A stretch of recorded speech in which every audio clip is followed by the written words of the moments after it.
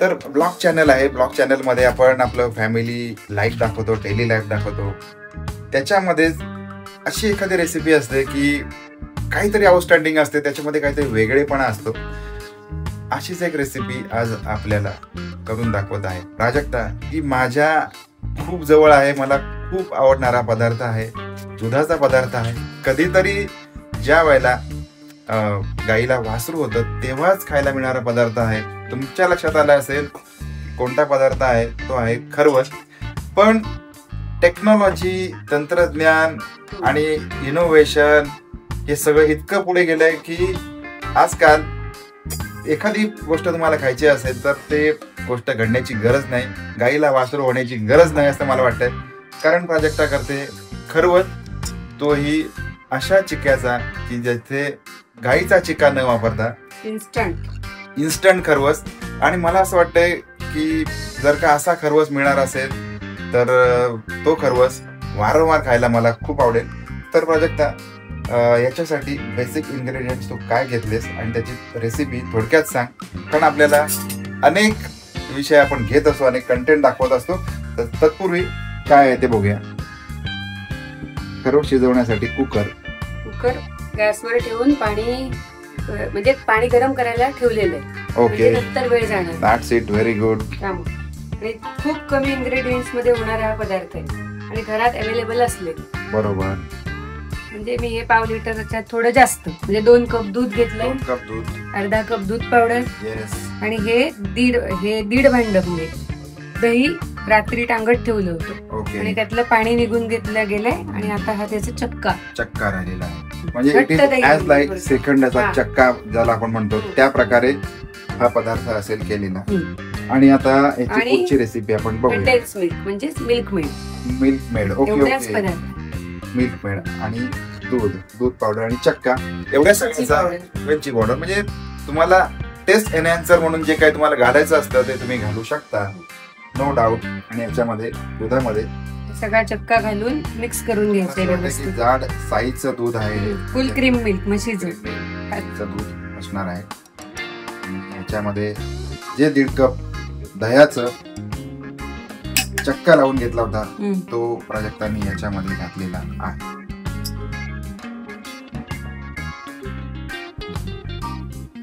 Okay, व्यवस्थित काढून घ्यायचं आहे सगळं, फुकट काही घालवायचं नाही.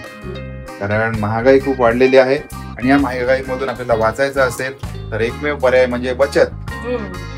ओके, हे थोडस म्हणजे मध्ये मध्ये जे वाटलं ते that was not necessary to speak.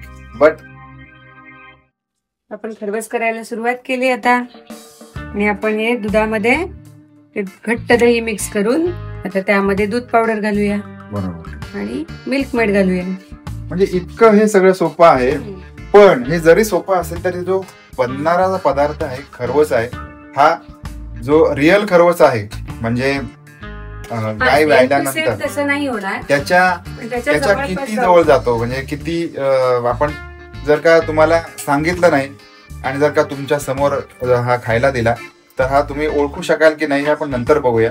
कारण आम्ही basically we are from Konkan आणि आम्ही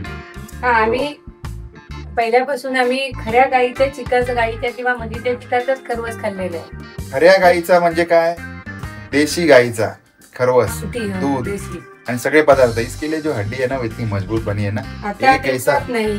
त्यामुळे ऑप्शन काहीतरी शोधून काढायला हवा, म्हणून हा काढलेला आहे. इसलिए हमसे सब डरते हैं क्योंकि पता है कि एक अगर मुक्का मारेंगे ना तो सामने वाला गिर जाएगा.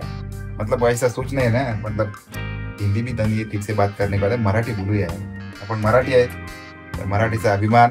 आणि otherwise we can create anyway English blog channel also, but not interested.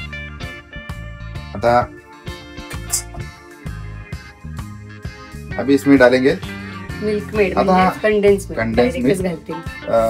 माहिती नाही आता हा पदार्थ जो आहे ना आपण डायरेक्टली खाऊ शकतो की नाही. सो मी आपल्या सगळ्यांसाठी हे थोडस जिभेवर घेऊन बघणार आहे. मला माहिती नाही कसं लागतं, पण तरी पण अभी तुम उसको ना यू डायरेक्टली पोर into that water milk.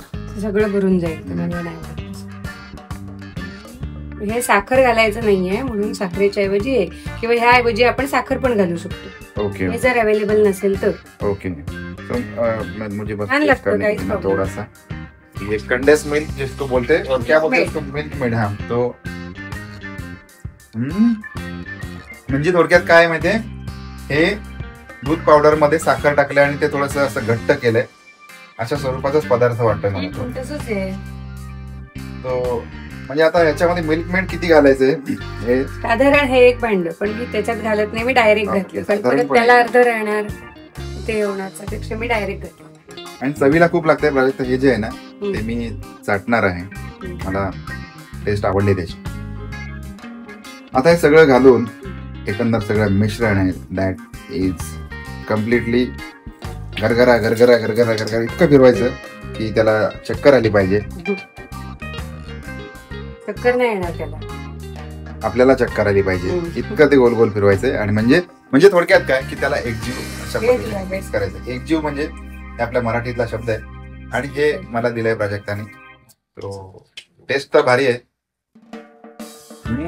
Like ice cream, एक नंबरच. काय करायचं आता? हे करत बसण्यापेक्षा हे फिरवतो. हा, ओके. म्हणजे तुम्ही मशीनचा वापर करू शकता त्याला मेनगूट करून घेण्यासाठी, एक करून घेण्यासाठी. आता मेनगूट हा सुद्धा आमच्या मराठी शब्द आहे आणि आमच्या कोकणातला शब्द आहे. याला मेनगूट म्हणतो आम्ही. मेनगूट म्हणजे एखादा पदार्थ एकदम बारीक करून घे. सॉरी, एखादा पदार्थ जास्त बारीक करून घ्यायचा असेल तर त्याला आम्ही असं मेनगूट.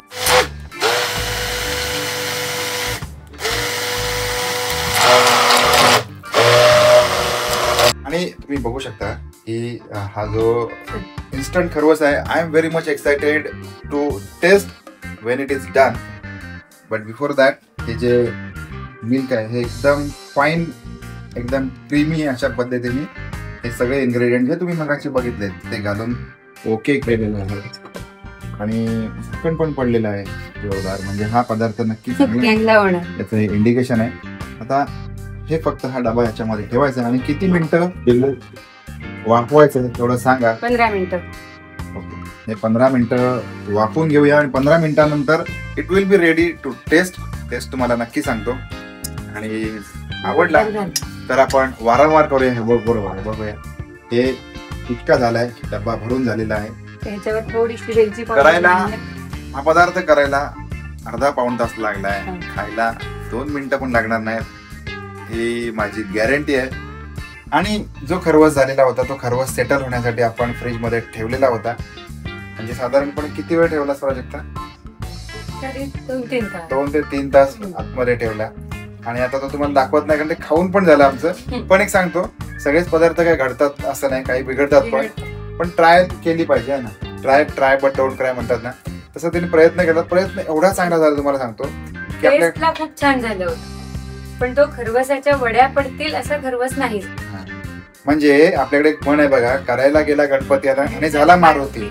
म्हणजे आता मारुती झाला म्हणजे काय वाईट नाही झालं, चांगलंच झालं. गणपती काय किंवा मारुती काय दोन्ही देवच आहेत, खरायचा म्हणीचा अर्थ असा आहे. पण आता तिने करायला काय घेतलं होतं, इन्स्टंट खरवस, आणि त्याची सुंदर अशी रबडी तयार. Same to same, exactly same to same. मार्केटमध्ये जाऊन ज्या प्रकारे तुम्ही रबडी घेऊन खाता त्याप्रमाणे टेस्ट झाली होती. सेम रबडी लागत होता, सेम रबडी, काहीच फरक नाही. त्याच्यामुळे यायला म्हटलं आम्हाला एक नवीन शोध लागला की अरे रबडी अशी तयार करत असतील. आता खरवसामध्ये काय चुकलं, तरी पण मी परत खरवस ट्राय करणार आहे. काय चुकलं ते कळायला पाहिजे. बरोबर, काय चुकलं ते कळेल. पण हे करता करता असं इनोव्हेशन करता करता काहीतरी नवीन शिकायला मिळालं. तो हा पदार्थ होता. सो ओव्हरऑल इतका वेळ दिला तुम्ही हा व्लॉग बघण्यासाठी, त्याच्यासाठी खरंच मनापासून धन्यवाद. आणि व्हिडिओ तुम्हाला आवडला असेल तर चॅनलला लाईक करा, शेअर करा आणि सबस्क्राईब पण करा. सबस्क्राईब सगळ्यात महत्वाचं करा, कारण हे फॅमिली ब्लॉग आहे. फॅमिली ब्लॉग तुमच्यापर्यंत सगळ्यात पहिल्यांदा येतील.